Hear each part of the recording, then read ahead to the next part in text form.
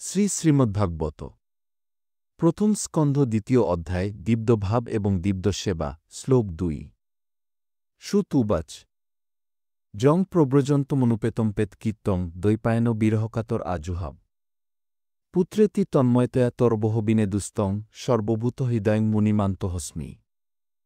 অনুবাদ শ্রীল সুত গোস্বামী বললেন, আমি সেই মহর্ষিকে সুখদেব গোস্বামী আমার প্রণতি নিবেদন করছি, যিনি সমস্ত জীবের হৃদয়ে প্রবেশ করতে পারেন।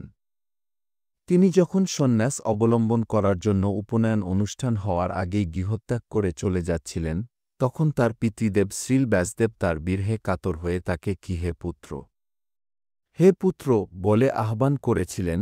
তখন তার ভাবনায় তন্ময় বৃক্ষরাজিও বিরহকাতর পিতার ব্যথায় ব্যথিত হয়ে প্রত্যুত্তর করেছিল। আপনার যদি ভিডিওটা ভালো লেগে থাকে তাহলে লাইক, কমেন্ট ও সাবস্ক্রাইবই করতে ভুলবেন না। ধন্যবাদ।